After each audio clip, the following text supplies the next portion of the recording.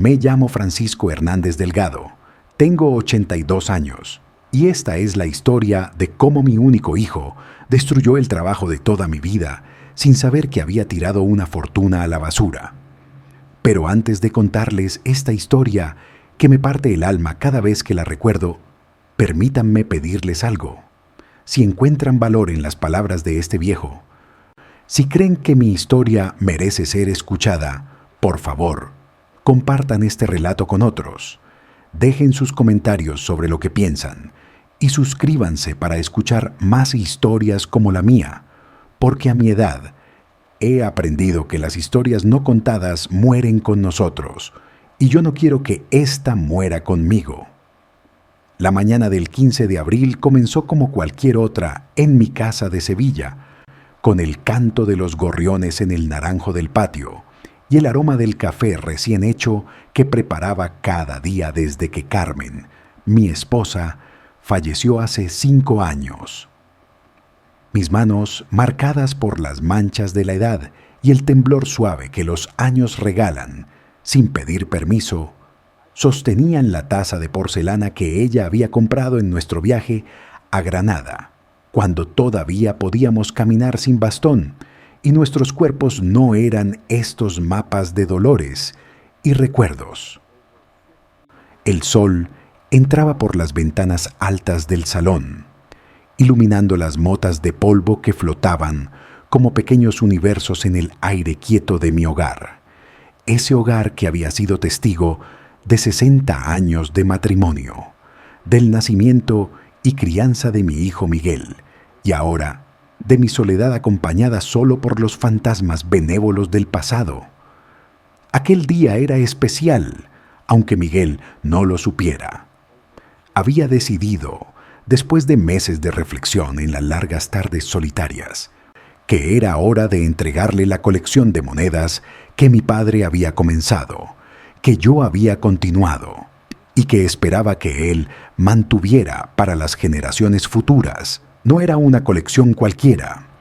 Era la historia de España contada en metal, desde los denarios romanos que mi abuelo encontró arando los campos cerca de Itálica, hasta las últimas pesetas antes del euro, pasando por reales de plata de los tiempos de los reyes católicos, doblones de oro de la época colonial, y monedas republicanas que mi padre escondió durante la Guerra Civil en un pozo seco detrás de la casa, arriesgando su vida para preservar lo que él llamaba la memoria de España en el bolsillo. Recuerdo perfectamente cómo mi padre, don Francisco Hernández Ruiz, me sentaba en sus rodillas cuando yo tenía apenas 6 años, en el año 1948, cuando España todavía lamía las heridas de la guerra y el hambre era más común que el pan. Con sus manos curtidas por el trabajo en el campo, sacaba cada moneda de la caja de madera de olivo que su propio padre había tallado y me contaba la historia detrás de cada pieza. «Mira, Paquito», me decía con esa voz grave que el tabaco negro había esculpido. «Esta moneda de 8 reales la ganó tu bisabuelo en una partida de cartas en Cuba, antes de que la perdiéramos. Con esta moneda, un hombre podía comprar provisiones para un mes entero. Y esta otra sacaba un real de plata tan gastado que apenas se distinguían las columnas de Hércules. La llevó tu tatarabuelo en el bolsillo cuando marchó con las tropas contra Napoleón. La bala que lo mató la tengo guardada junto a la moneda, porque ambas cuentan la misma historia, la de hombres que murieron por algo más grande que ellos mismos. La caja de madera donde guardábamos la colección era una obra de arte en sí misma. Mi bisabuelo la había tallado durante los largos inviernos andaluces, cuando no había trabajo en el campo y las manos necesitaban ocuparse para no pensar en el hambre. En la tapa había labrado el escudo de España rodeado de hojas de olivo y racimos de uva, y en los laterales escenas de la vida cotidiana. Un campesino arando, una mujer recogiendo aceitunas, niños jugando al aro, y un anciano sentado bajo un árbol contemplando el atardecer. Dentro la caja estaba forrada con terciopelo rojo. ya desgastado por el tiempo, pero todavía suave al tacto. Y tenía compartimentos especiales para las monedas más valiosas, cada una envuelta en papel de seda que yo cambiaba religiosamente cada década para evitar que la humedad las dañara. Durante mi vida había añadido piezas significativas a la colección. Cuando trabajaba como contable en la fábrica de aceite de oliva de los Mendoza, antes de que la modernización la cerrara, ahorraba peseta a peseta para comprar monedas raras en las tiendas de numismática de la calle Sierpes. Carmen nunca se quejó, aunque hubo meses en que tuvimos que comer más gazpacho que carne, porque entendía que aquella colección era más que un pasatiempo. Era un legado, una responsabilidad sagrada que habíamos heredado y que debíamos transmitir. Recuerdo una tarde de domingo en 1973, cuando encontré en el rastro del jueves una moneda de oro de los Reyes Católicos, un excelente en condiciones casi perfectas. El vendedor, un gitano viejo que tenía un ojo de cristal y conocía el valor de todo lo que tocaba, me pidió 3 meses de mi salario. Carmen y yo lo discutimos durante horas, sentados en la cocina mientras Miguel, que entonces tenía solo 5 años, jugaba con sus soldaditos de plomo en el suelo. «Francisco», me dijo ella con esa mezcla de firmeza y ternura que la caracterizaba. «Si esa moneda es tan importante para ti, tan importante para la colección, encontraremos la manera. Podemos prescindir del coche este año, seguir yendo en autobús no nos matará». Y así fue como aquella moneda de oro, con el yugo y las flechas perfectamente visibles, con la leyenda Ferdinand et Elisabeth, rodeando los bustos de los monarcas, pasó a formar parte de nuestra historia familiar. Miguel creció viendo aquella caja como parte del mobiliario de la casa, tan presente y tan ignorada como el reloj de péndulo del pasillo o el aparador donde Carmen guardaba la vajilla buena que solo sacábamos en Navidad. Intenté interesarlo en la colección cuando era adolescente, pero él tenía la cabeza en otros lugares: el fútbol, las chicas y más tarde sus estudios de administración de empresas en Madrid. «Papá, las monedas viejas son cosa del pasado», me decía con esa seguridad arrogante de la juventud. «El futuro está en la bolsa, en las inversiones digitales, en el mercado inmobiliario». Y yo, que había visto imperios económicos derrumbarse y resurgir, que había vivido la transición de la peseta al euro y había visto cómo el valor del dinero es tan efímero como la espuma del mar, solo sonreía y guardaba silencio, esperando que algún día entendiera que hay valores que trascienden las cotizaciones bursátiles. La última vez que Miguel había venido a casa fue en Navidad. Hace 4 meses. Llegó en su BMW negro, ese coche alemán que costaba más que lo que yo había ganado en una década de trabajo honesto, vestido con un traje que, según me dijo sin que yo preguntara, era italiano y había costado 2.000 euros. Su esposa, Patricia, una mujer delgada como un junco y fría como el mármol de Macael, se sentó en el sofá con cara de asco, como si temiera que el polvo de los años fuera a manchar su vestido de marca. Los niños, mis nietos Alejandro y Sofía, de 12 y 10 años respectivamente, apenas levantaron la vista de sus teléfonos móviles para darme un beso obligatorio en la mejilla. Durante la cena de Nochebuena, que había preparado siguiendo las recetas de Carmen al pie de la letra, el pavo relleno de castañas, la sopa de almendras, los pestiños que tanto le gustaban a Miguel cuando era niño, la conversación giró únicamente en torno a sus éxitos profesionales, sus planes de comprar una segunda casa en la costa y lo mucho que les molestaba el tráfico de Madrid. Cuando intenté hablar sobre la salud, sobre mis visitas cada vez más frecuentes al médico, sobre el dolor en el pecho que me despertaba algunas noches, Miguel me interrumpió con un gesto impaciente de la mano. «Papá, no seas hipocondríaco. A tu edad es normal tener achaques. Además, tienes la seguridad social, ¿no? Para eso pagamos impuestos. Patricia añadió, mientras revisaba su teléfono, que conocían una residencia estupenda en las afueras de Madrid, con jardines y actividades para mayores, como si yo fuera un niño al que hay que entretener con juegos para que no moleste. Me tragué las palabras que querían salir, las preguntas sobre cuándo mi hijo había dejado de verme como su padre para verme como un problema logístico a resolver, y seguí comiendo en silencio mientras el reloj del pasillo marcaba los segundos con su péndulo inexorable.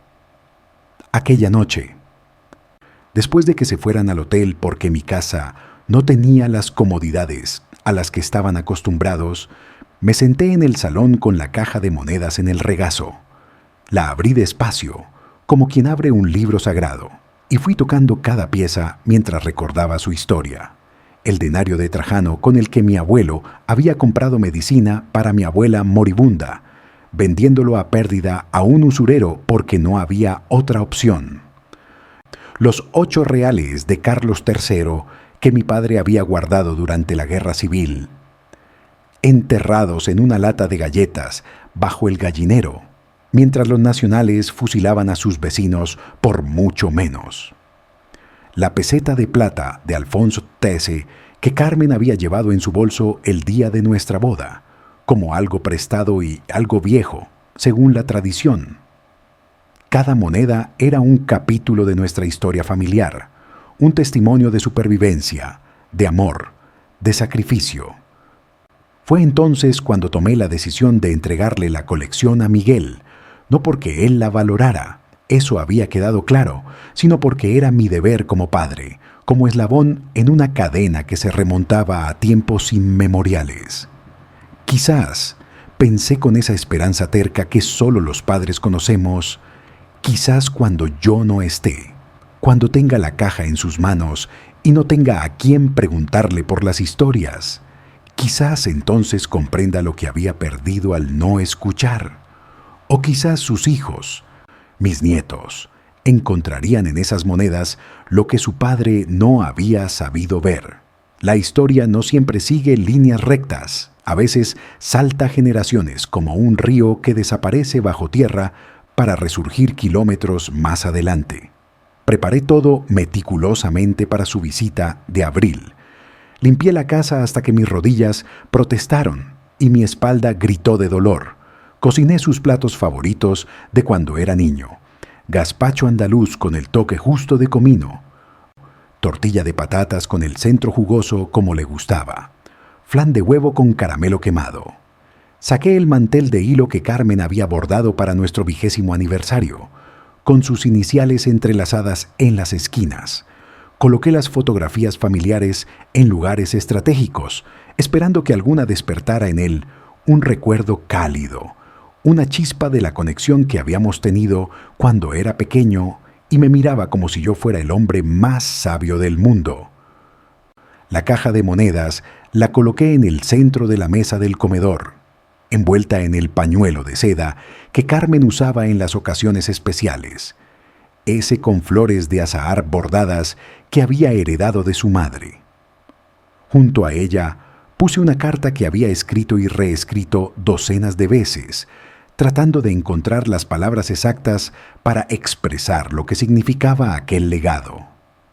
En la carta explicaba la historia de cada moneda importante, su valor sentimental y, aunque me doliera reducirlo a números, también había investigado su valor monetario aproximado, consultando catálogos de numismática en la biblioteca y en Internet, con la ayuda de Rosario, la bibliotecaria, que tenía la paciencia de una santa para enseñar a este viejo a navegar por esas páginas web llenas de ventanas que se abrían sin permiso.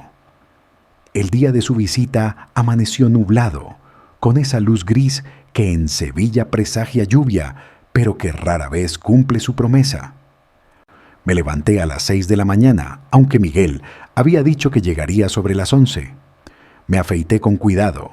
Me puse la colonia que Carmen me había regalado en nuestro último aniversario juntos y me vestí con el traje azul marino que guardaba para las ocasiones importantes. Me senté en el salón a esperar con las manos cruzadas sobre el bastón de madera de cerezo que había sido de mi padre, sintiendo cómo los minutos se estiraban como chicle bajo el sol de agosto.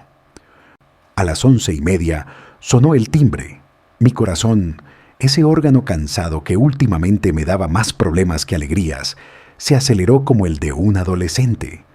Abrí la puerta y ahí estaba Miguel, con el teléfono pegado a la oreja, haciéndome un gesto con la mano para que esperara mientras terminaba su llamada. Sí, dile a Martínez que necesito esos informes para el lunes sin falta.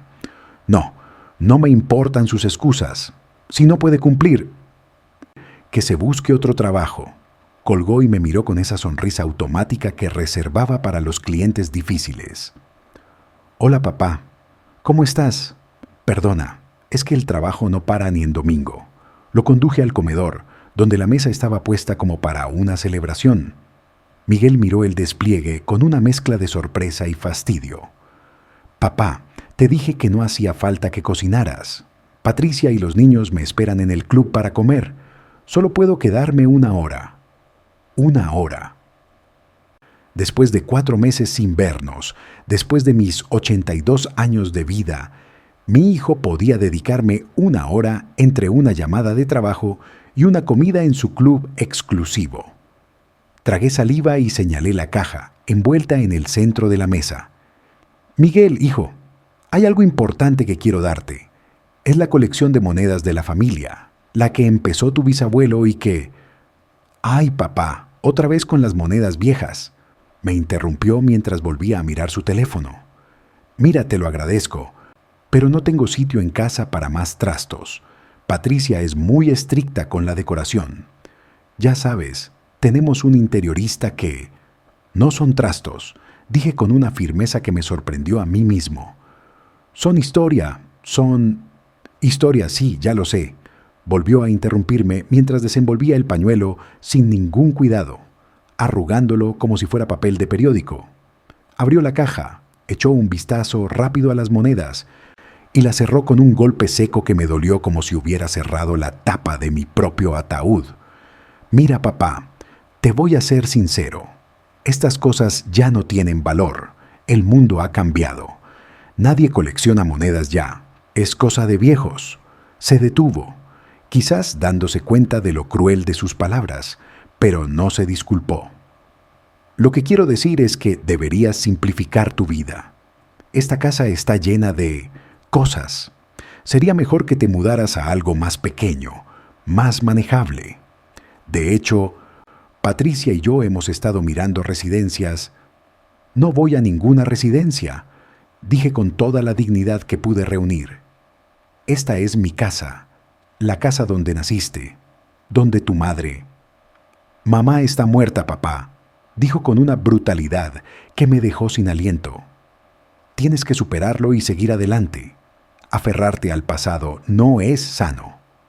Durante los siguientes 45 minutos, Miguel se dedicó a inspeccionar la casa como si fuera un tasador, haciendo comentarios sobre lo anticuado de los muebles, lo poco práctico de mantener una casa tan grande, lo mucho que valdría el solar si se tirara todo y se construyeran apartamentos modernos. Yo lo seguía como una sombra, viendo cómo sus ojos calculaban el valor monetario de cada rincón que para mí encerraba un recuerdo invaluable. Cuando llegó al desván, su cara se iluminó con codicia. ¿Todo esto es tuyo? Dios, papá, esto es un desastre. Mira, te voy a hacer un favor. El próximo fin de semana vendré con una furgoneta y te ayudaré a limpiar todo esto. Podemos tirar la mayoría de las cosas, donar algunas a la caridad para desgravar. Y lo que tenga algo de valor lo podemos vender. No necesito que... Empecé a decir, pero él ya estaba bajando las escaleras, marcando otro número en su teléfono. Sí, Rodríguez, soy yo.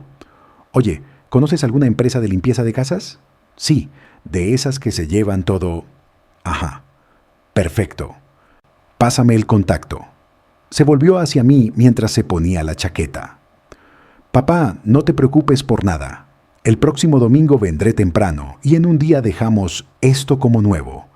Ya verás qué bien te vas a sentir cuando te libres de toda esta basura. Basura. Así llamaba mi hijo a los objetos que habían construido mi vida. La mecedora donde Carmen amamantó a Miguel. Basura. Los libros que había coleccionado durante décadas. Basura. Las fotografías. Los muebles que habíamos comprado con tanto esfuerzo. Los regalos de bodas que habíamos conservado durante 60 años. Todo basura.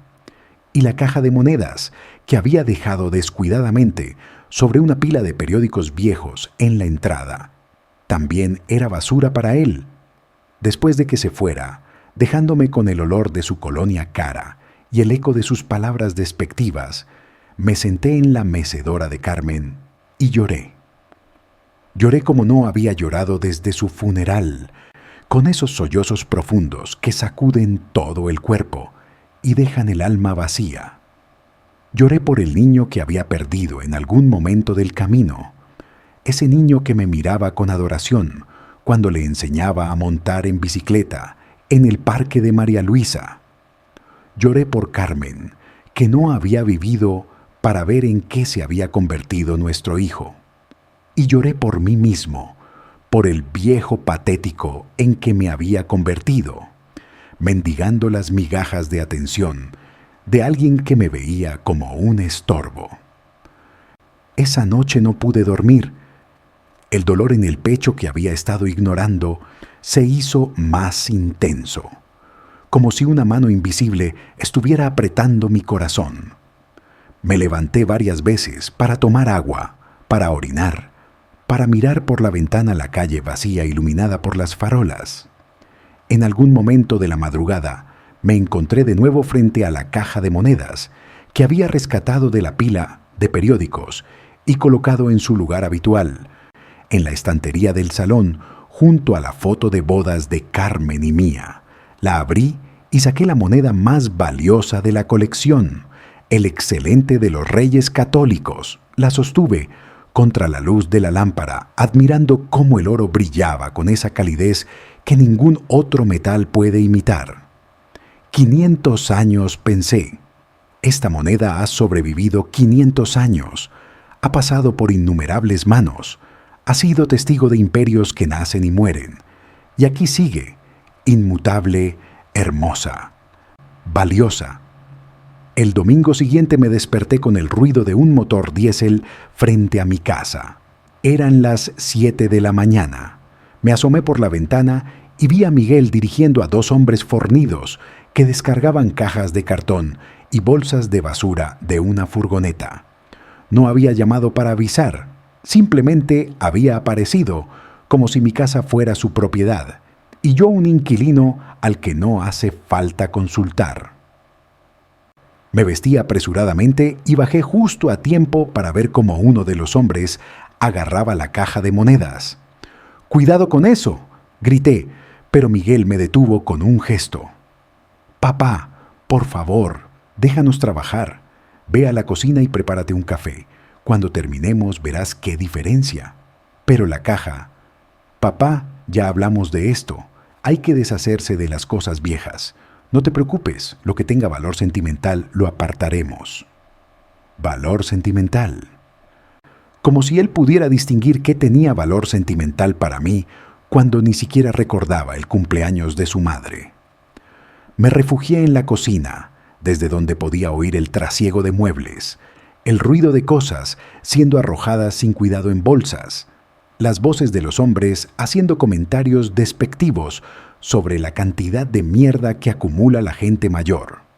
Cada ruido era como un golpe en mi corazón ya debilitado. Cuando me atreví a asomarme al salón, vi que habían vaciado la estantería completamente. Los libros estaban amontonados en cajas, las fotografías tiradas de cualquier manera, y la caja de monedas no estaba por ninguna parte.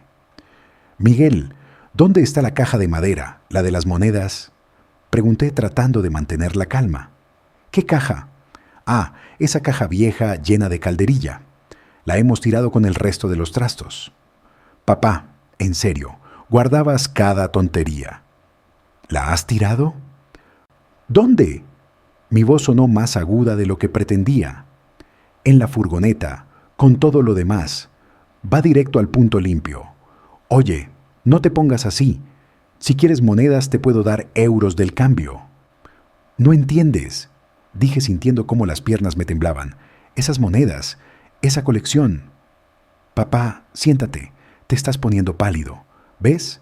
Por esto necesitas simplificar tu vida. Te alteras por tonterías. Tonterías. La palabra resonó en mi cabeza mientras veía por la ventana cómo la furgoneta se alejaba con 5 generaciones de historia familiar en su interior. Miguel siguió hablando, algo sobre el valor de vivir en el presente, sobre el minimalismo, sobre Marie Kondo y no sé qué método japonés para ordenar la vida. Pero yo ya no lo escuchaba. Solo podía pensar en mi padre, en cómo me había confiado esa colección en su lecho de muerte.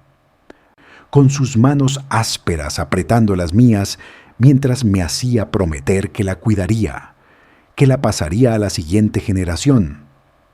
Es más que dinero, Paquito, me había dicho con su voz ya debilitada por el cáncer que lo consumía. Es nuestra historia, es quienes somos, de dónde venimos. Prométeme que no dejarás que se pierda. Y yo se lo había prometido. Y había fallado. Miguel se fue esa tarde, satisfecho con su buena obra, dejándome en una casa que ya no reconocía como mía. Los espacios vacíos donde habían estado los muebles parecían heridas abiertas en las paredes. El eco de mis pasos en las habitaciones ahora desnudas sonaba como el latido de un corazón moribundo. Me senté en la única silla que habían dejado en el salón, una silla de plástico que Miguel había traído para que fuera más práctica, y contemplé el desastre de mi vida. No era solo la pérdida de los objetos lo que me dolía, era la confirmación brutal de mi irrelevancia, de mi invisibilidad ante los ojos de mi propio hijo. Era entender que para él yo no era más que un problema logístico a resolver, un ítem más en su lista de tareas pendientes. Esa noche, el dolor en el pecho se hizo insoportable. Me desperté a las 3 de la madrugada con la sensación de que un elefante estaba sentado sobre mi torso. Llamé a urgencias y mientras esperaba la ambulancia, pensé que quizás era mejor así. Morir ahora. Antes de que Miguel me encerrara en una de esas residencias donde los viejos esperan la muerte viendo la televisión a todo volumen para no oír el silencio de su abandono. Pero no morí. Los médicos me dijeron que había sido un episodio de angina de pecho, provocado por el estrés emocional. Me recetaron pastillas y me recomendaron evitar las emociones fuertes. Casi me río en su cara. ¿Cómo evitar las emociones fuertes cuando tu vida entera ha sido arrojada a la basura como si no valiera nada? Volví a casa 3 días después. Miguel no vino a recogerme. Estaba en una reunión importante, según el mensaje de texto que me envió.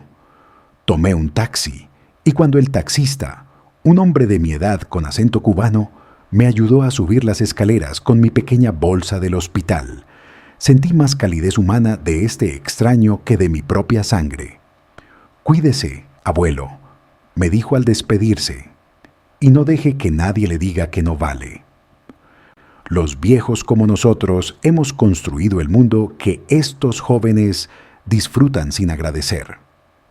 Durante las siguientes semanas me dediqué a investigar sobre el punto limpio donde supuestamente habían llevado mis cosas. Fui en autobús, con mi bastón y mi dolor de pecho controlado por las pastillas, pero fue inútil. Todo había sido triturado, compactado, destruido. La caja de madera de olivo tallada por mi bisabuelo había sido reducida a astillas. Las monedas, si no las había encontrado alguien antes, habrían sido fundidas o vendidas al peso como chatarra. 5 generaciones de historia familiar, convertidas en basura, en nada. Fue entonces cuando, en mi desesperación por encontrar algo, cualquier cosa que hubiera sobrevivido al saqueo de Miguel, descubrí el escondite de Carmen. Estaba revisando su tocador, ese mueble que milagrosamente había sobrevivido porque Miguel lo consideró vintage y podría tener valor en el mercado de antigüedades, cuando mi mano tocó algo irregular en el fondo del cajón de la ropa interior. Era un doble fondo, hábilmente disimulado, y dentro había una cajita de terciopelo azul que yo nunca había visto. La abrí con manos temblorosas y allí estaba, otro excelente de los Reyes Católicos, idéntico al de la colección, pero en un estado de conservación aún mejor. Junto a la moneda había una nota en la letra cuidadosa de Carmen. Mi querido Francisco, si estás leyendo esto es porque ya no estoy contigo y probablemente estés revisando mis cosas con esa nostalgia que te caracteriza. Esta moneda la aparté de la colección hace 30 años cuando la compraste. Sabía lo valiosa que era y temía que algún día, en un momento de necesidad, te vieras obligado a venderla. Quería asegurarme de que siempre tuvieras algo de valor. Un último recurso para cuando yo no estuviera para cuidarte.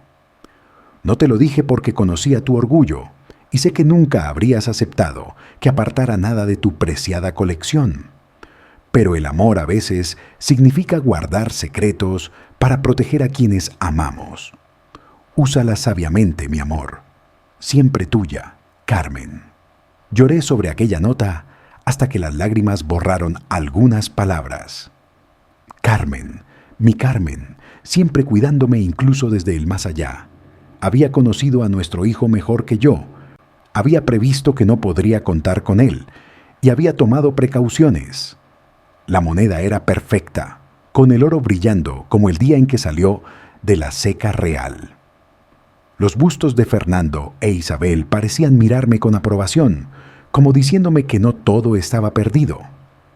Al día siguiente, con la moneda segura en el bolsillo interior de mi chaqueta, fui a la mejor casa de numismática de Sevilla, Monedas Antiguas Triana, regentada por don Alberto Jiménez, un hombre que conocía de vista de mis visitas anteriores cuando aún coleccionaba activamente. Don Alberto era un hombre de unos 60 años, con gafas de media luna y manos que trataban cada moneda como si fuera una reliquia sagrada. Cuando puse el excelente sobre el mostrador de terciopelo negro, sus ojos se abrieron con genuina sorpresa. Don Francisco, esto es extraordinario. Un excelente de los Reyes Católicos en esta condición. ¿Puedo? Tomó la moneda con unas pinzas especiales y la examinó bajo una lupa con luz especial. Es auténtica, sin duda. El peso es correcto, 23,52 quilates, el cuño es perfecto. Dios mío, incluso se puede leer claramente la marca de ceca. ¿Sabe usted lo que tiene aquí? Una moneda valiosa, supongo, dije tratando de parecer casual, aunque el corazón me latía como un tambor. Don Francisco, esto no es solo una moneda valiosa, es una pieza de museo. En una subasta internacional, esta moneda podría alcanzar fácilmente los 100.000 euros. Quizás más si hay varios coleccionistas interesados. 100.000 euros. Me senté en la silla que don Alberto me ofreció apresuradamente al ver que me tambaleaba. 100.000 euros por una sola moneda. Y yo había tenido docenas de piezas valiosas en la colección, quizás no todas del valor de esta, pero... Don Alberto, necesito contarle algo, dije, y le relaté la historia de la colección perdida.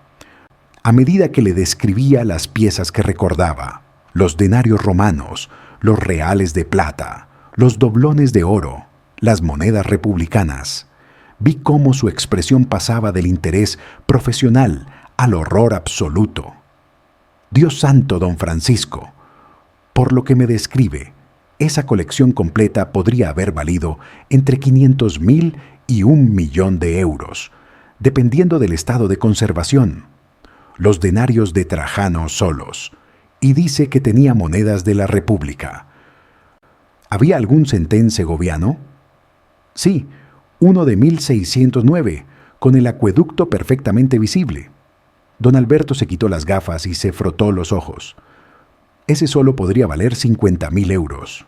Don Francisco, su hijo ha tirado una fortuna a la basura. Una fortuna literal. La ironía era tan amarga que casi podía saborearla. Miguel, obsesionado con el dinero, con las inversiones, con el valor de mercado de todo, había desechado sin saberlo más dinero del que probablemente ganaría en varios años. Si se enterara, pero no, decidí en ese momento que nunca lo sabría, no por crueldad, sino porque sabía exactamente lo que pasaría. Volvería arrastrándose, fingiendo arrepentimiento, prometiendo cambiar, todo para intentar recuperar algo del dinero perdido. Y yo era demasiado viejo y estaba demasiado cansado para esas pantomimas. «Don Alberto, quiero vender esta moneda», dije con una firmeza que me sorprendió. «Pero con condiciones. No quiero una subasta pública. Quiero una venta privada. Discreta, y necesito el dinero en efectivo o en una cuenta que yo pueda controlar completamente». Don Alberto asintió comprensivamente. «Entiendo perfectamente. Conozco a varios coleccionistas privados que estarían interesados. Puedo tener ofertas en una semana. Mi comisión es del 10%. Es lo estándar. Me parece justo. Pero hay algo más. ¿Conoce usted a algún historiador o archivista que pudiera estar interesado en documentar la historia de la colección perdida? No para recuperarla, eso es imposible, sino para que quede constancia de lo que fue, de lo que representaba. Don Alberto sonrió por primera vez desde que había comenzado mi relato. De hecho, conozco a la persona perfecta, la doctora Elena Mendoza, de la Universidad de Sevilla. Está escribiendo un libro sobre el patrimonio numismático perdido durante el siglo XX y XXI. Su historia sería perfecta para su investigación, y es una mujer encantadora, muy respetuosa con las historias personales detrás de las colecciones. Así fue como conocí a Elena, una mujer de unos 45 años, con el pelo recogido en un moño desordenado y ojos que brillaban con genuina pasión por la historia. Vino a mi casa una tarde de mayo, cuando los azahares perfumaban el aire y la luz dorada de la tarde entraba oblicua por las ventanas. Se sentó en la cocina, rechazó educadamente el café que le ofrecí y sacó una grabadora digital y un cuaderno. «Don Francisco, quiero que entienda que para mí esto no es solo investigación académica», dijo con una sinceridad que me conmovió. «Cada colección perdida es una biblioteca quemada, una parte de nuestra historia colectiva que desaparece. Su testimonio es invaluable. Durante las siguientes 4 horas le conté todo, no solo sobre las monedas, sino sobre mi padre, mi abuelo, las historias detrás de cada pieza». Elena escuchaba con atención absoluta, haciendo preguntas precisas, tomando notas, a veces simplemente asintiendo con comprensión cuando mi voz se quebraba al recordar algún detalle particularmente doloroso. «¿Sabe qué es lo más triste de todo esto?», le dije mientras el sol se ponía y las sombras se alargaban en la cocina. «No es el valor monetario, aunque ahora que sé cuánto valían, duele pensar en la seguridad económica que eso me habría dado. Lo más triste es que con esas monedas se fue la prueba tangible de que mi familia existió, de que fueron algo más que nombres en un registro civil. Mi bisabuelo, mi abuelo, mi padre, todos ellos viven en esas monedas, y ahora es como si nunca hubieran existido». Elena cerró su cuaderno y me miró directamente. «Don Francisco, se equivoca. Existen en su memoria, en las historias que me ha contado, y ahora existirán en mi libro. Le prometo que su colección, aunque físicamente perdida, será documentada con todo el respeto y detalle que merece. Y hay algo más». Sacó de su bolso una tarjeta. «Este es el contacto de una asociación de coleccionistas y conservadores del patrimonio. Se reúnen una vez al mes para compartir historias, conocimientos y a veces solo para tomar café y hablar con gente que entiende el valor de lo que hacemos. Creo que le gustaría conocerlos. La venta de la moneda se concretó 2 semanas después. Un coleccionista anónimo de Suiza pagó 120.000 euros, más de lo que don Alberto había estimado inicialmente. Después de su comisión, me quedaron 108.000 euros, más dinero del que había visto junto en toda mi vida. Lo primero que hice fue abrir una cuenta en un banco diferente al que Miguel conocía, con instrucciones estrictas de confidencialidad. Lo segundo fue contactar a un abogado, el hijo de un antiguo compañero de trabajo, para redactar un nuevo testamento. Miguel me llamó un mes después, casual como siempre, preguntando cómo estaba y mencionando de pasada que necesitaba un préstamo para una inversión que no podía fallar. Es una oportunidad única, papá.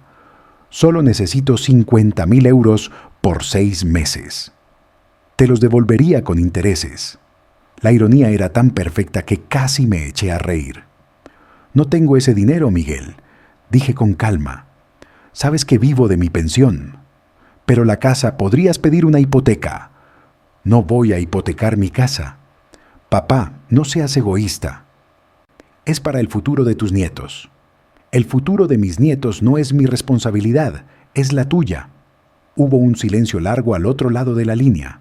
Cuando Miguel volvió a hablar, su voz había perdido todo rastro de cordialidad. Eres un viejo tacaño y rencoroso. Siempre lo has sido. Por eso mamá era infeliz. Tu madre era la mujer más feliz del mundo. Respondí sintiendo cómo la ira, una ira justa y purificadora, me llenaba el pecho. Era feliz porque sabía amar y ser amada, algo que tú, con todo tu dinero y tus inversiones, nunca aprenderás.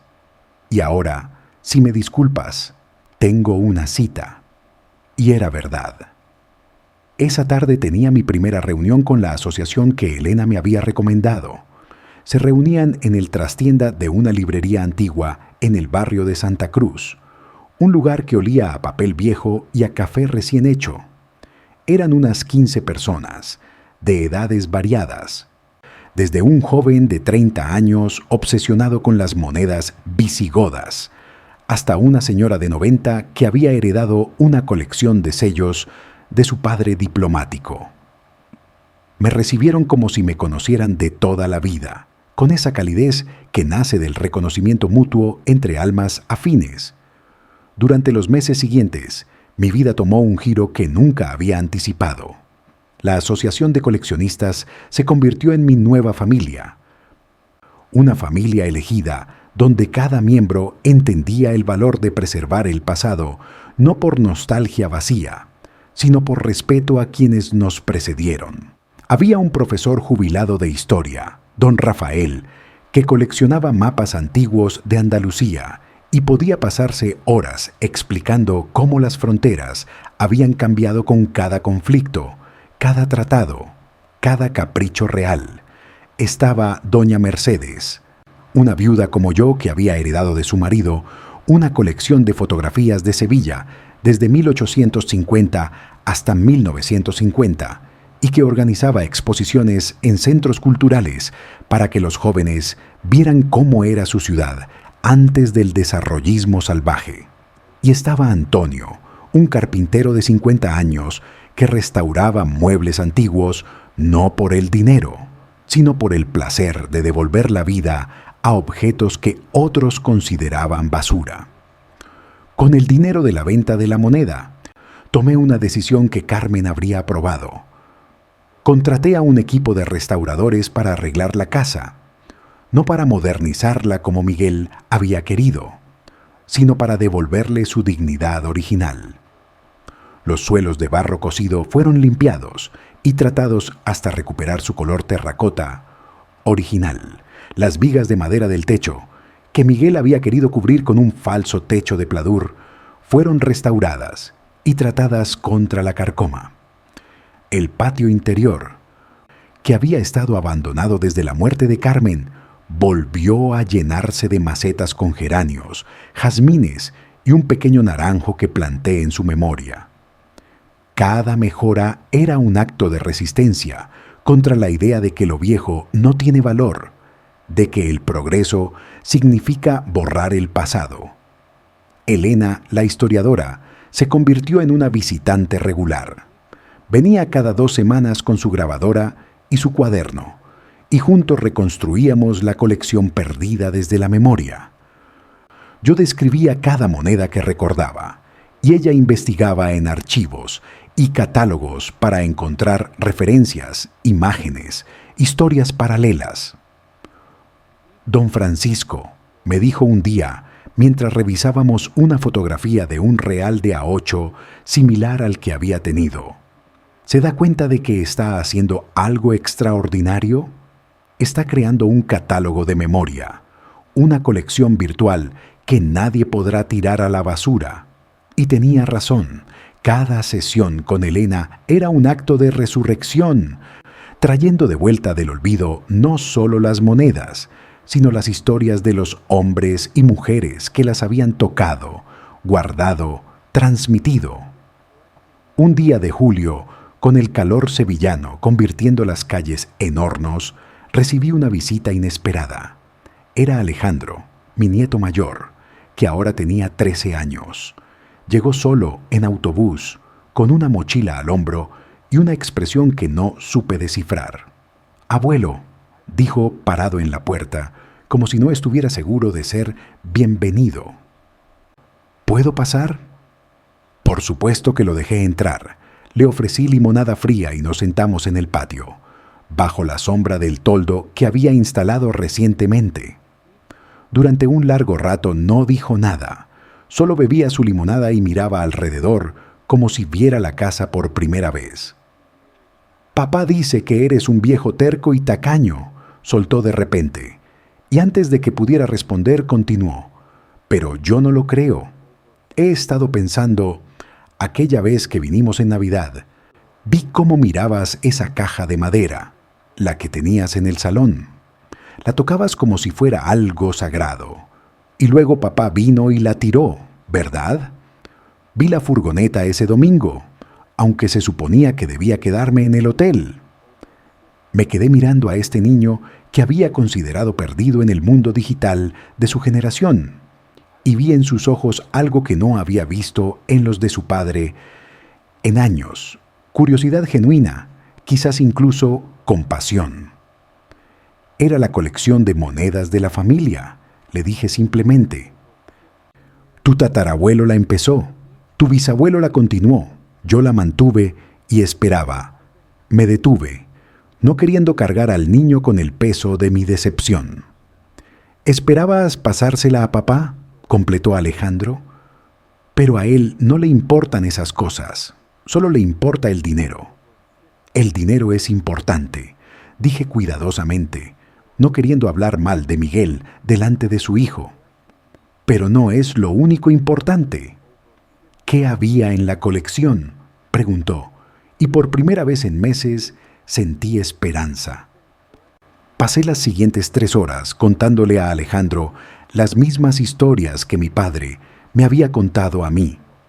Le hablé del denario romano que había sobrevivido 2000 años para terminar en un vertedero. Le conté sobre los reales de plata que habían cruzado el Atlántico en galeones, sobrevivido a piratas y tormentas. Le describí el excelente de oro, cómo brillaba bajo la luz, cómo el perfil de los reyes católicos parecía cobrar vida en el metal precioso, y Alejandro escuchaba, realmente escuchaba, con esa atención total que creía extintas en su generación. «Abuelo», dijo cuando terminé, «¿por qué no le dijiste a papá lo que valían las monedas? He buscado en internet. Algunas de las que describes valen miles de euros». Me reí, una risa amarga que me sorprendió. «Tu padre las tiró sabiendo que eran valiosas para mí. Si hubiera sabido su valor monetario, ¿habría cambiado algo? ¿Las habría respetado más? ¿O simplemente las habría vendido él mismo?» Alejandro se quedó pensativo. Luego asintió lentamente. «Las habría vendido. ¿Cómo quiere vender esta casa?» Esa revelación no me sorprendió, pero oírla de boca de mi nieto le dio una realidad que no podía ignorar. «Esta casa no está en venta», dije firmemente. «Mientras yo viva, esta casa permanecerá en la familia. Papá dice que cuando ya no estés, la venderá y dividirá el dinero entre mis hermanos y yo para nuestra educación». «Tu educación», dije mirándolo directamente, «no debería pagarse con la destrucción del patrimonio familiar. Hay otras formas». Alejandro empezó a venir regularmente, siempre solo, siempre sin que Miguel lo supiera. Le enseñé lo poco que había logrado salvar del saqueo, algunas fotografías, documentos antiguos, un par de monedas sin valor que había guardado en mi mesilla de noche. Pero más importante, le enseñé las historias. Le conté sobre su bisabuela Carmen, sobre cómo había escondido la moneda de oro que me había salvado de la ruina. Le hablé de la guerra civil, de cómo su familia había sobrevivido, de los sacrificios y las alegrías, del amor y la pérdida. Y él absorbía todo como una esponja seca que finalmente encuentra agua. Un día, Alejandro llegó especialmente emocionado. «Abuelo, he estado investigando en la biblioteca del instituto. Encontré esto». Sacó de su mochila una carpeta con fotocopias de periódicos antiguos. «Mira, aquí hay un artículo de 1923 sobre tu abuelo. Ganó un premio en la Exposición Iberoamericana por sus tallas de madera. Y aquí, una foto de tu padre en 1945, cuando trabajaba en la reconstrucción de la Giralda, después de los daños de la guerra». Mis ojos se llenaron de lágrimas al ver esos fragmentos de historia familiar que creía perdidos para siempre. «¿Cómo? La hemeroteca digital, abuelo». «Todo está ahí si sabes buscar. Yo he estado creando un archivo digital, un árbol genealógico con fotos, documentos, historias. Es como una colección, pero virtual, que nadie puede tirar a la basura». La iniciativa de Alejandro me dio una idea. Con la ayuda de Elena y los miembros de la asociación, comenzamos a crear un museo virtual de colecciones perdidas. No solo la mía, sino las de todos aquellos que habían visto sus tesoros familiares despreciados, vendidos por nada, o simplemente tirados por herederos que no entendían su valor. Don Rafael digitalizó sus mapas antes de donarlos al Archivo de Indias. Doña Mercedes creó un catálogo online de sus fotografías. Antonio documentó cada mueble que restauraba, creando un registro de técnicas artesanales que estaban desapareciendo. El proyecto creció más allá de lo que habíamos imaginado. La Universidad de Sevilla nos ofreció espacio en su servidor y estudiantes de Historia del Arte se ofrecieron como voluntarios para ayudar con la catalogación. Periódicos locales empezaron a escribir sobre nosotros, llamándonos los guardianes de la memoria y los coleccionistas de historias perdidas. Recibíamos emails de toda España, de gente que quería compartir sus propias historias de patrimonio familiar perdido o salvado. Cada historia era un hilo en el tapiz de la memoria colectiva que estábamos tejiendo. Miguel se enteró del proyecto. Por supuesto, me llamó furioso. ¿Un museo virtual? ¿En serio, papá? ¿No tienes nada mejor que hacer con tu tiempo? Y ahora me entero de que Alejandro está perdiendo tardes enteras contigo en lugar de estudiar. Alejandro está aprendiendo historia. Su historia. Respondí con calma. Algo que tú nunca te molestaste en enseñarle. «Historia», escupió la palabra como si fuera un insulto. «La historia no paga las facturas, papá. No pone comida en la mesa». «No», concordé, «pero alimenta el alma. Y un hombre con el estómago lleno, pero el alma vacía, no es más que un cadáver ambulante». La conversación terminó con Miguel prohibiéndole a Alejandro visitarme. Pero el niño, que había heredado la terquedad de los Hernández, aunque su padre la hubiera perdido, siguió viniendo. Si me castiga, me da igual, me dijo con una determinación que me recordó a mí mismo a su edad. Esto es importante, abuelo, más importante que las clases de economía que papá quiere que tome.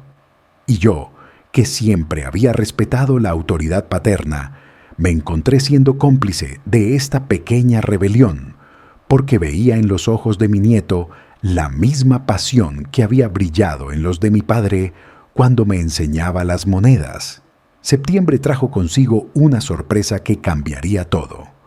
Don Alberto, el numismático, me llamó una mañana con la voz alterada por la emoción. «Don Francisco, tiene que venir inmediatamente. Han encontrado algo en el vertedero municipal». Mi corazón dio un vuelco. ¿Qué han encontrado? No quiero darle falsas esperanzas, pero un empleado del vertedero, un rumano llamado Gheorghe, es aficionado a la detección de metales. Encontró varias monedas antiguas en una zona que corresponde a las fechas en que su colección fue desechada. Las ha estado guardando. No sabía qué hacer con ellas. Fui al vertedero con don Alberto y Elena. Era un lugar desolador. Montañas de basura hasta donde alcanzaba la vista. El olor acre de la descomposición. Gaviotas gritando mientras se peleaban por los desperdicios. Gheorghe, un hombre de unos 40 años con manos enormes y una sonrisa tímida, nos llevó a una caseta donde guardaba sus tesoros.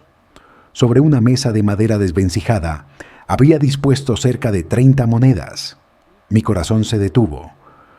Ahí estaban, varios denarios romanos, incluido el de Trajano, que había sido de mi abuelo, algunos reales de plata, 3 doblones de oro, y milagrosamente intactas las monedas republicanas que mi padre había escondido durante la guerra. «Señor», dijo Gheorghe en su español con fuerte acento, «yo sé que estas son importantes. Mi abuelo en Rumania, él también coleccionaba. Me enseñó a reconocer lo valioso. Cuando las encontré, investigué en Internet. Sé que valen dinero, mucho dinero. Podría haberlas vendido, nadie lo habría sabido. Pero...» se detuvo, buscando las palabras. «Pero no sería correcto. Estas monedas tienen historia, tienen alma, necesitan volver a casa». Le ofrecí pagarle, por supuesto. El valor de las monedas recuperadas era considerable, al menos 50.000 euros, según la estimación rápida de don Alberto. Pero Gheorghe rechazó el dinero. «No, señor, pero si quiere ayudarme, mi hijo es listo, muy listo. Quiere estudiar historia en la universidad. Pero yo, con mi trabajo aquí, no necesito terminar. Esa misma tarde establecí un fondo de becas con parte del dinero de la venta del excelente. El hijo de Gheorghe tendría su educación pagada y habría dinero para otros estudiantes en situaciones similares. Era lo que Carmen habría hecho, lo que mi padre habría aprobado. La recuperación parcial de la colección fue agridulce. De las más de 200 monedas que había tenido, solo recuperé 30. La caja de madera tallada por mi bisabuelo estaba perdida para siempre, convertida en astillas y cenizas. Pero esas 30 monedas eran suficientes. Eran la prueba de que la historia sobrevive, a veces contra todo pronóstico.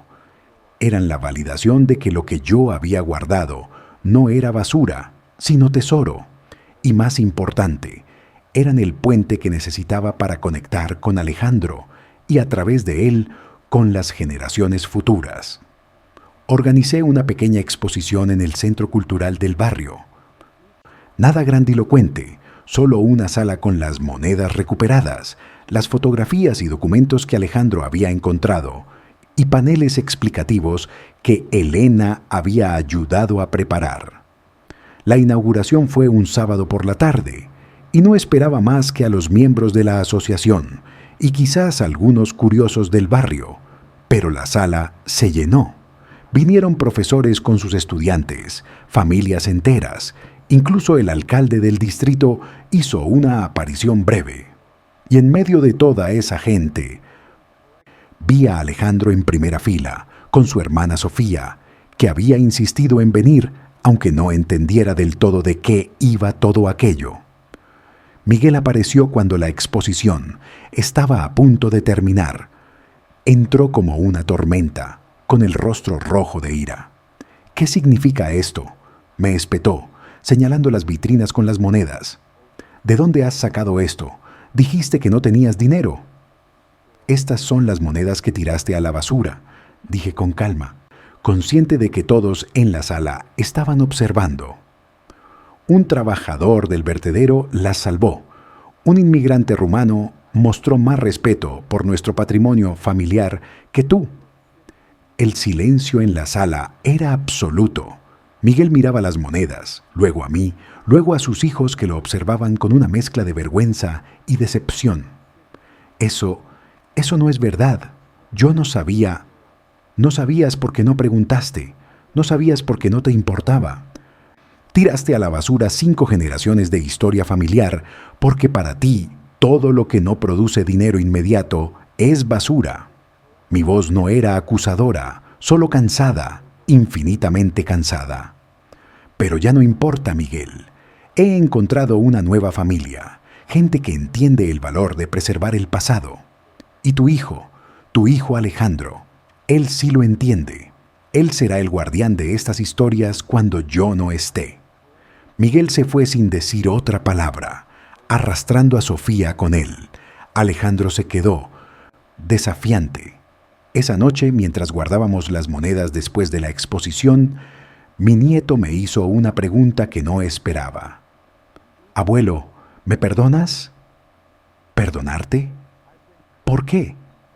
«Por ser hijo de mi padre, por no haber venido a verte más, por no haber sabido lo importante que eras hasta casi perderte». Lo abracé. Ese niño que era mi sangre, pero más importante, era mi heredero espiritual. No hay nada que perdonar. Llegaste justo a tiempo. Las semanas siguientes trajeron cambios inesperados. Patricia, la esposa de Miguel, vino a verme sola. Era la primera vez en años que teníamos una conversación real. Se sentó en la cocina, rechazó el café que le ofrecí y fue directa al grano. «Francisco, Miguel está obsesionado con las monedas. Ha calculado cuánto valdrían, ha consultado abogados para ver si puede reclamarlas. Está volviendo loca a toda la familia». «Las monedas no están en venta», dije simplemente. «Ilegalmente son mías». Las tiró, las abandonó. Fueron recuperadas por un tercero que me las devolvió. No tiene ningún derecho sobre ellas. «Lo sé», suspiró Patricia, y por primera vez vi cansancio real en su rostro, perfectamente maquillado. «Francisco, voy a ser honesta contigo. Estoy pensando en divorciarme». La revelación no me sorprendió tanto como debería. «Miguel siempre ha sido difícil», continuó Patricia, «pero desde lo de las monedas está insoportable. No duerme, no come, solo calcula y recalcula cuánto dinero perdió. Pero lo peor es cómo trata a Alejandro. Lo llama traidor por venir a verte. Le ha prohibido mencionarte.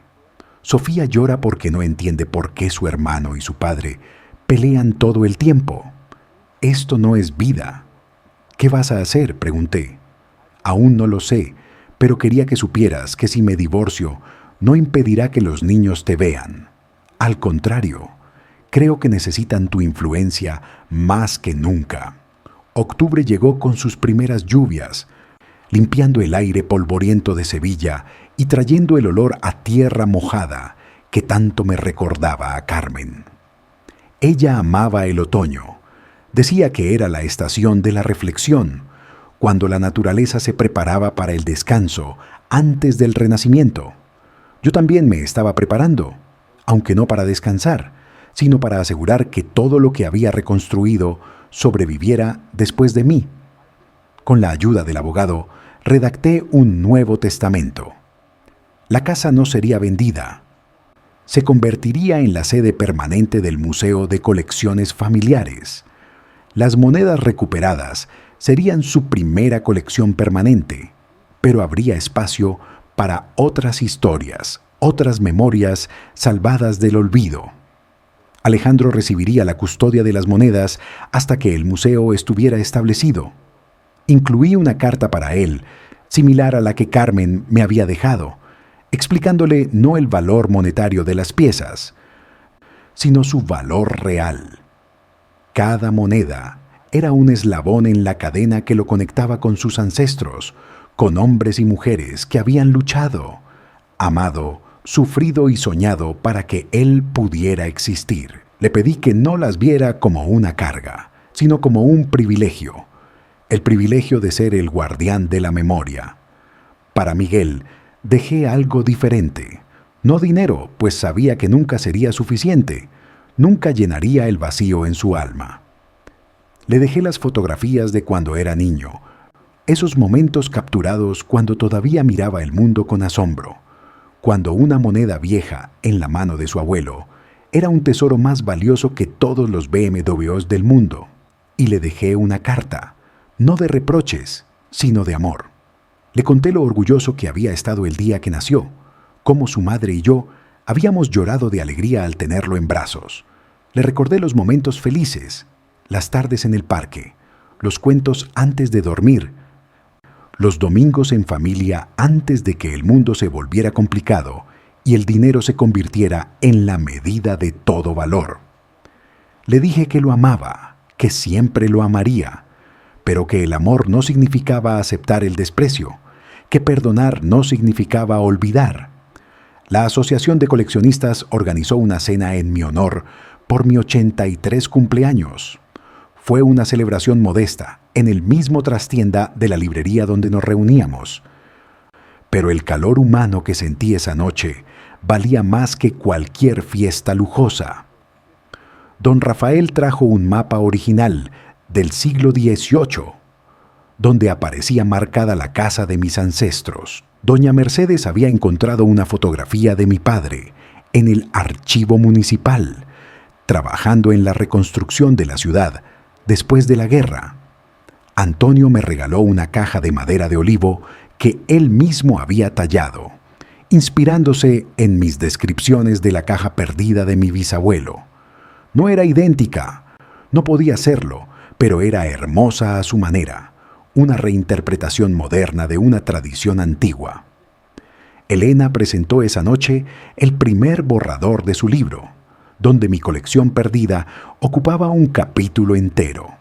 Me pidió que leyera un fragmento, y aunque mi voz tembló al principio, encontré fuerza en las palabras. Las colecciones familiares, leí, no son acumulaciones de objetos, sino bibliotecas de memoria. Cada pieza es una página en el libro de nuestra historia colectiva. Cuando se pierden, no perdemos solo objetos de valor monetario, perdemos los hilos que nos conectan con quienes fuimos, y sin saber quiénes fuimos, no podemos saber quiénes somos. La sala estalló en aplausos, y vi lágrimas en más de un rostro, porque todos allí habían experimentado esa pérdida, esa desconexión, ese dolor de ver el pasado tratado como basura. Alejandro había venido a la celebración, desafiando abiertamente la prohibición de su padre. Cuando me dio su regalo, un álbum digital que había creado con todas las historias que le había contado, organizadas cronológicamente con mapas, árboles genealógicos, fotografías y documentos, me quebré. Este niño de 13 años había hecho lo que Miguel nunca pudo. Había visto el valor real de lo que yo tenía para ofrecer. Abuelo, me dijo mientras yo pasaba las páginas virtuales en la tablet que me había enseñado a usar. He estado pensando, cuando sea mayor, quiero ser historiador. Quiero dedicarme a preservar estas historias, a asegurarme de que no se pierdan. Tu padre no lo aprobará, le advertí. Mi padre no aprueba nada que no produzca dinero inmediato, pero tú me has enseñado que hay cosas más importantes que el dinero.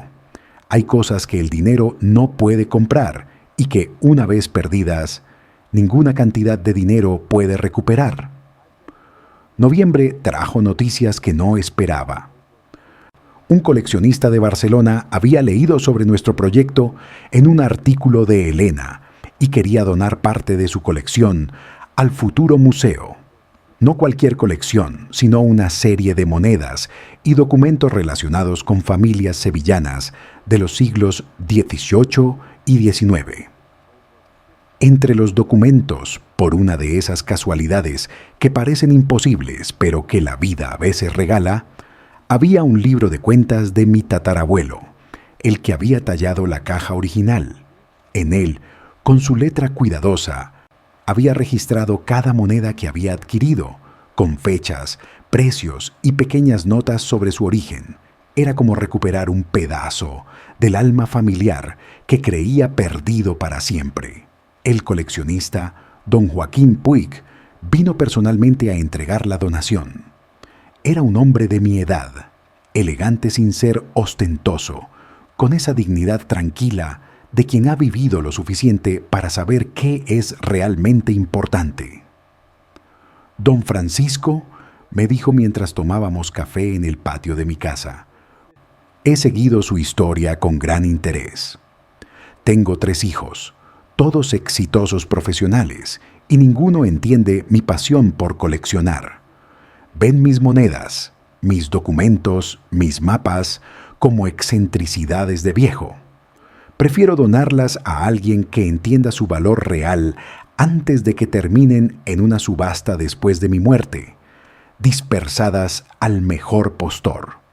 Hablamos durante horas, 2 viejos coleccionistas compartiendo historias de hallazgos y pérdidas, de la emoción de encontrar una pieza rara, del dolor de ver colecciones dispersadas por herederos indiferentes. Me contó sobre su padre, un republicano que había huido a Francia después de la Guerra Civil, llevando consigo solo una pequeña bolsa de monedas que vendió una a una para sobrevivir en el exilio. Mi padre murió en París en 1975, 2 meses antes de que muriera Franco. Nunca pudo volver a España, pero me dejó una moneda, la última, un real de plata de Isabel II. Me dijo, guárdala y cuando puedas, vuelve y reconstruye lo que perdimos. Y eso he hecho, don Francisco. He reconstruido no solo la colección, sino la memoria. La historia de don Joaquín me hizo reflexionar sobre los caminos extraños que toma la vida. Su padre había muerto en el exilio. El mío había sobrevivido a la guerra escondiendo monedas en un pozo. Ambos habían transmitido a sus hijos no solo objetos, sino una responsabilidad, una misión. Y ahora, en el otoño de nuestras vidas, don Joaquín y yo estábamos asegurando que esa misión continuara, no necesariamente a través de nuestros hijos biológicos, sino a través de quien quisiera y pudiera llevarla adelante. Diciembre llegó con sus luces navideñas y su falsa alegría comercial. Miguel no llamó ni visitó. Patricia sí, trayendo a los niños para decorar el árbol de Navidad, una tradición que había mantenido viva incluso en mi soledad. Sofía, que ahora tenía 11 años, había empezado a mostrar interés en las historias familiares, influenciada sin duda por su hermano. Mientras colgaba una bola de cristal que había sido de Carmen, me preguntó, «Abuelo, ¿por qué papá odia las cosas viejas?» «No las odia, mi niña», respondí buscando las palabras adecuadas. «Las teme. Teme lo que representan. La prueba de que hubo vida antes que él y habrá vida después. Algunas personas necesitan creer que son el centro del universo, y las cosas viejas les recuerdan que no lo son». Patricia me miró con algo parecido a la gratitud.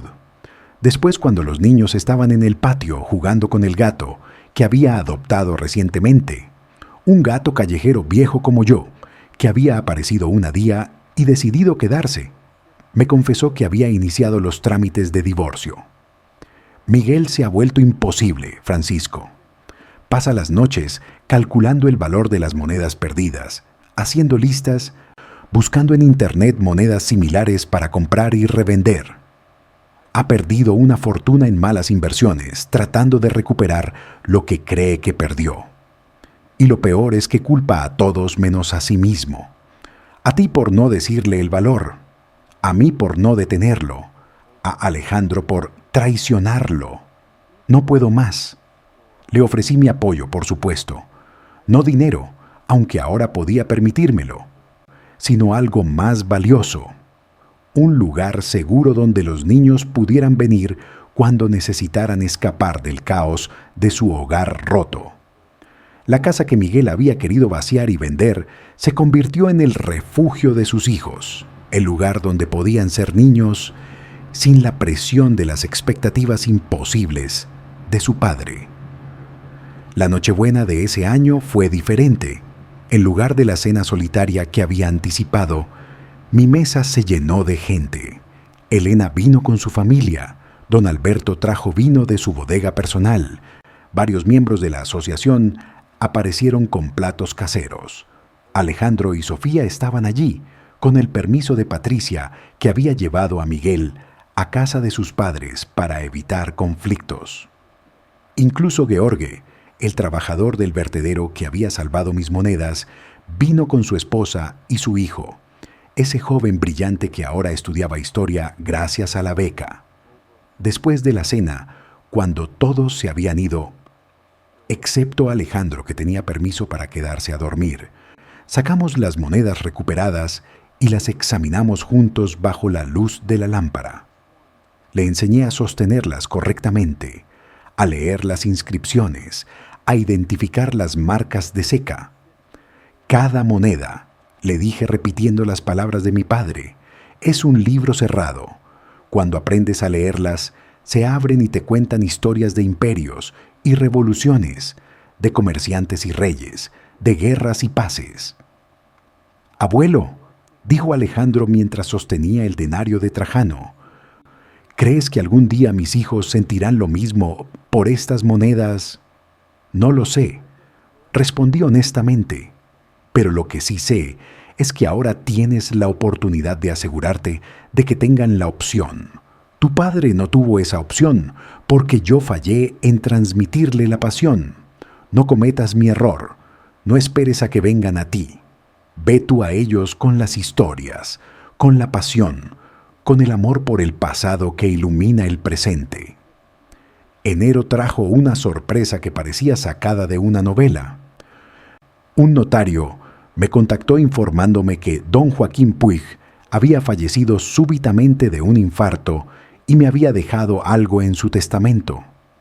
No era dinero ni propiedades, sino su colección completa de monedas españolas, valorada en más de $500,000 de euros, con una condición: debía usarse para establecer definitivamente el Museo de Colecciones Familiares.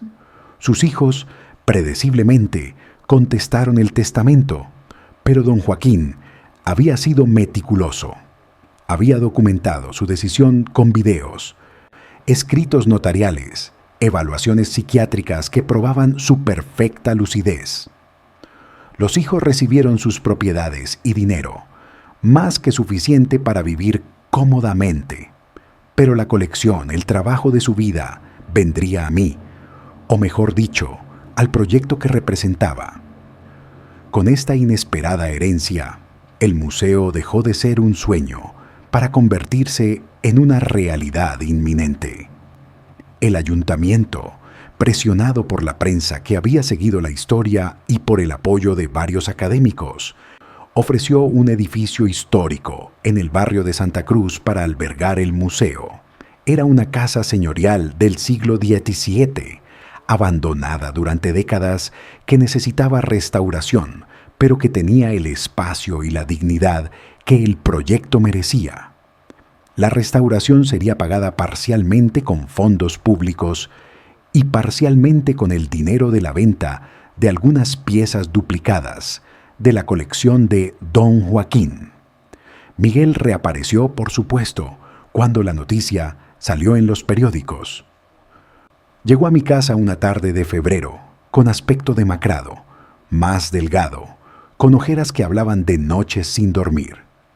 «Papá», empezó sin preámbulos, «necesitamos hablar sobre el museo. Como tu hijo, tengo derecho». «No tienes ningún derecho», lo interrumpí con una calma que me sorprendió. «El museo no es mío, es de una fundación. Yo soy solo el presidente honorario.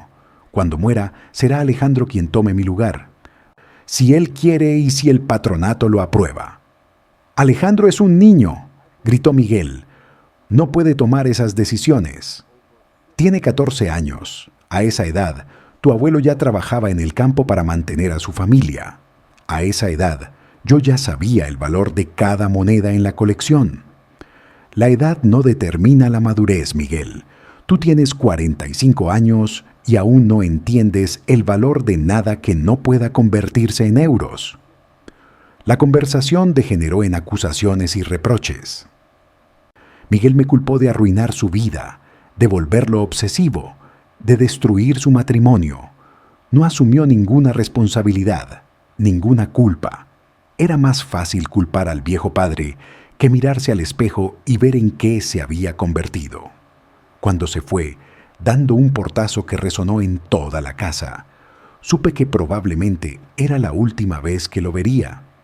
Y aunque el dolor estaba allí, como una herida antigua que duele cuando va a llover, también había paz.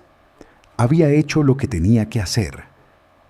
Había salvado lo que pude salvar, había transmitido lo que pude transmitir, y había encontrado en Alejandro al heredero que Miguel nunca quiso ser. Marzo llegó con las primeras flores de azahar y con la inauguración oficial del Museo de la Memoria Familiar, como finalmente lo bautizamos. La ceremonia fue más grande de lo que había anticipado.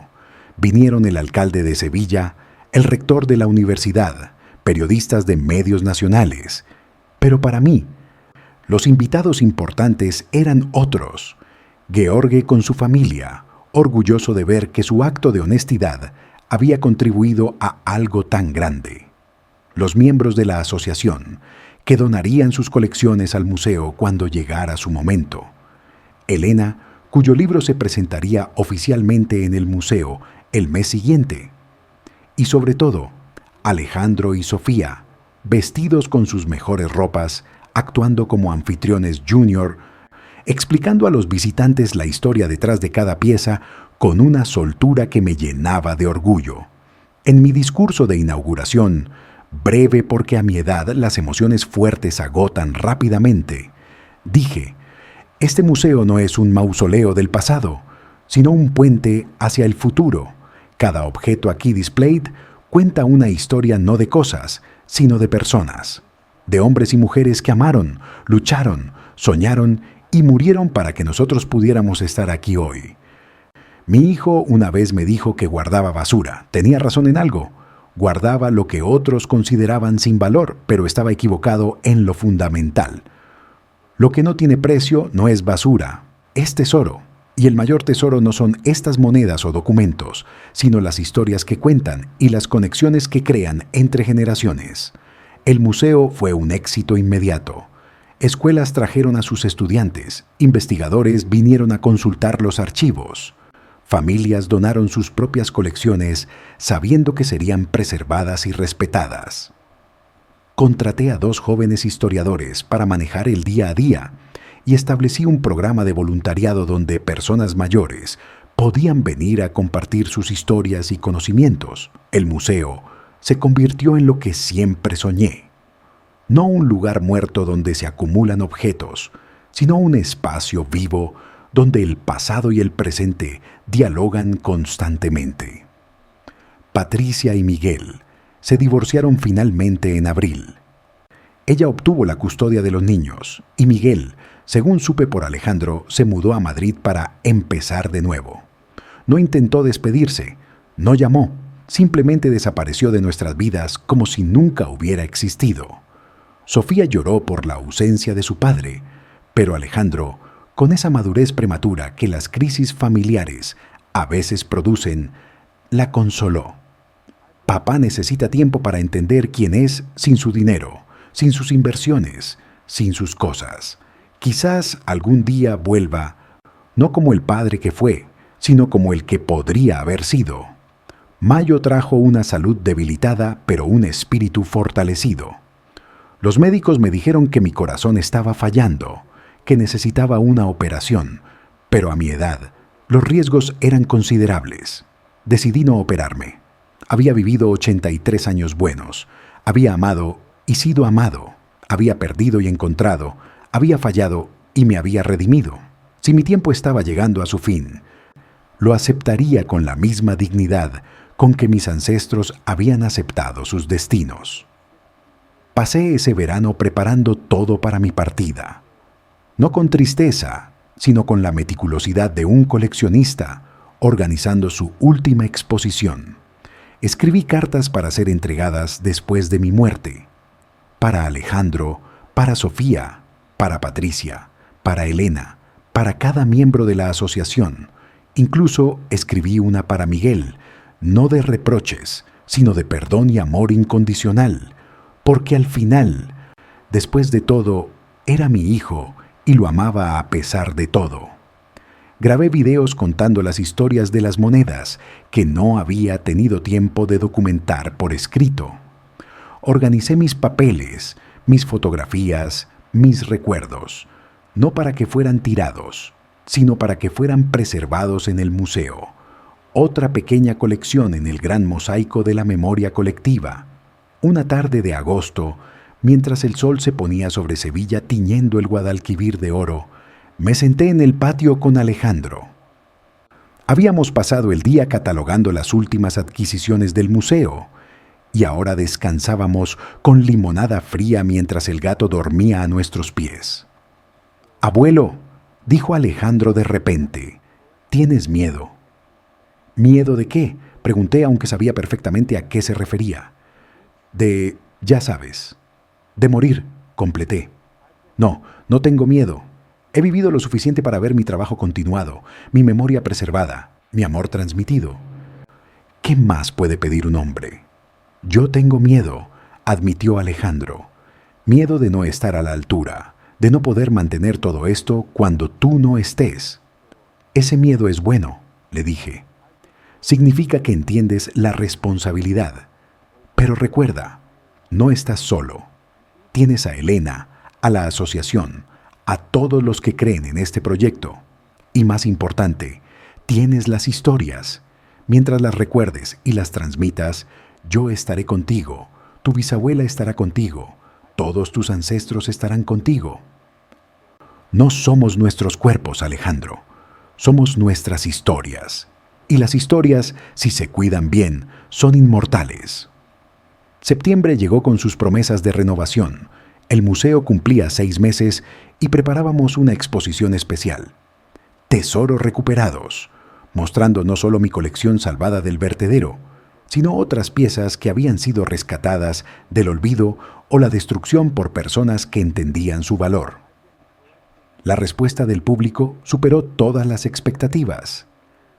Tuvimos que extender las horas de apertura y organizar visitas guiadas adicionales. Un productor de documentales contactó con nosotros queriendo hacer una película sobre la historia del museo. Universidades de toda España querían colaborar con nosotros. El pequeño proyecto nacido del dolor y la pérdida se había convertido en un movimiento nacional de preservación de la memoria familiar. Una mañana de octubre, me desperté con una claridad mental que no había experimentado en meses.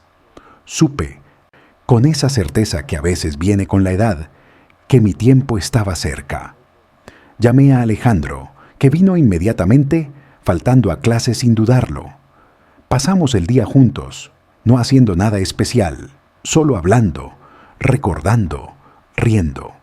Le conté historias que no le había contado antes, no sobre las monedas o la familia, sino sobre mí, mis miedos de juventud, mis errores, mis arrepentimientos, mis alegrías secretas.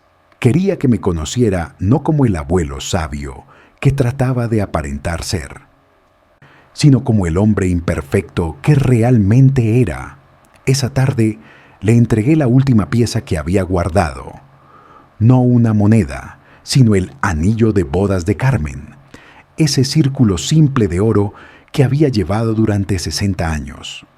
«Esto no es para que lo uses», le dije, «es para que recuerdes que el amor verdadero no se mide en quilates ni en euros, sino en años compartidos, en sacrificios hechos, en perdones otorgados». Tu abuela me enseñó eso. Espero que algún día encuentres a alguien que te enseñe lo mismo. Alejandro lloró. Ese joven que trataba tan duro de ser adulto, y lo abracé como no había podido abrazar a Miguel en décadas. Prométeme algo, le dije. Prométeme que no dejarás que el museo se convierta en un negocio, que siempre será sobre las historias, no sobre el dinero. Te lo prometo, abuelo. Y prométeme que si algún día tu padre vuelve, si busca reconciliación, le darás la oportunidad, no por él, sino por ti. El rencor es una carga demasiado pesada para llevarla toda la vida. También te lo prometo. Esa noche, después de que Alejandro se fuera, me senté a escribir estas últimas palabras.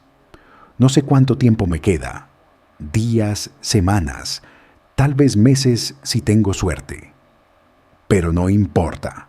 He hecho las paces con mi vida, con mis decisiones, con mis pérdidas y mis ganancias. La colección que mi hijo tiró a la basura resultó ser el catalizador para algo mucho más grande, un legado no de objetos, sino de conexiones humanas, de historias preservadas, de memoria honrada.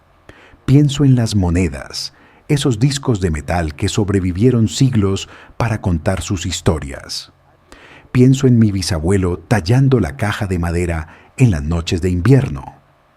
Pienso en mi padre escondiendo monedas en un pozo durante la guerra. Pienso en Carmen apartando secretamente una moneda para mi futuro. Pienso en George en el vertedero, reconociendo el valor en lo que otros habían descartado. Pienso en Alejandro, 14 años y ya guardián de 5 generaciones de historia. Y pienso en Miguel, mi hijo perdido, y espero que algún día encuentre su camino de vuelta, no al dinero que tanto busca, sino a la familia que dejó atrás. Las monedas seguirán aquí cuando yo me haya ido. El museo continuará creciendo. Las historias se seguirán contando. Y en algún lugar, en algún momento, un niño sostendrá una moneda antigua en su mano y preguntará, ¿de dónde viene esto?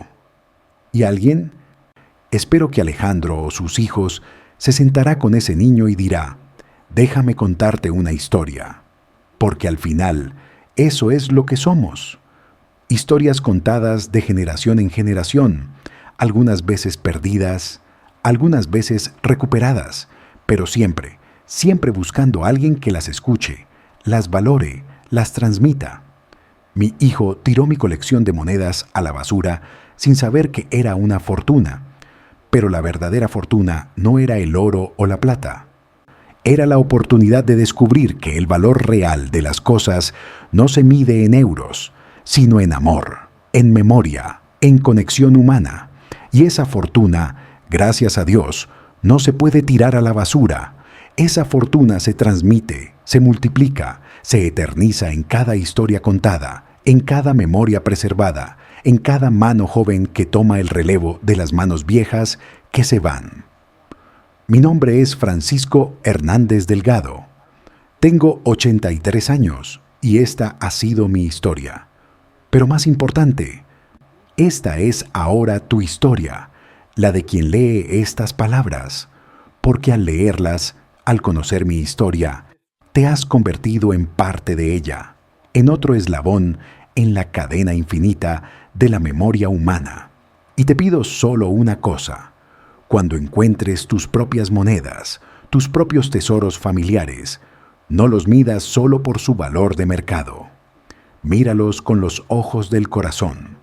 Escucha las historias que susurran y transmítelas, porque mientras las historias se sigan contando, ninguno de nosotros morirá realmente. El sol se está poniendo ahora sobre Sevilla y la luz dorada entra por mi ventana iluminando las pocas monedas que guardo conmigo, las que George salvó del vertedero. Brillan como pequeños soles, cada una un mundo, cada una vida, cada una historia. Las tomo en mis manos una última vez, sintiendo su peso, su textura, su historia, y sonrío, porque sé que, aunque mi historia personal está llegando a su fin, la historia de estas monedas, la historia de mi familia, la historia del museo, apenas está comenzando. Mañana Alejandro vendrá después de clase. Le mostraré dónde guardo los documentos importantes. Le recordaré las contraseñas del ordenador. Le enseñaré una vez más cómo sostener las monedas para que no se dañen. Y quizás, si tengo fuerzas, daremos un paseo hasta el museo. Y veré una vez más las salas llenas de historias, los niños mirando con asombro las vitrinas, los viejos recordando sus propias colecciones perdidas o salvadas. Y sabré que valió la pena, todo valió la pena, porque al final, cuando todo el oro se haya gastado y toda la plata se haya empañado, lo único que quedará serán las historias. Y las historias, como las monedas de mi colección, pueden parecer viejas y sin valor para algunos, pero para quienes saben ver, para quienes saben escuchar, son el tesoro más grande que podemos dejar a las generaciones futuras. Mi hijo no lo entendió, pero su hijo sí. Y en esa comprensión, en esa transmisión, saltando una generación, está la prueba de que el amor y la memoria siempre encuentran la manera de sobrevivir, incluso cuando son tirados a la basura, incluso cuando son despreciados, incluso cuando parecen perdidos para siempre. Esta es mi historia, esta es nuestra historia, esta es la historia de todos los que guardan, preservan, recuerdan y transmiten.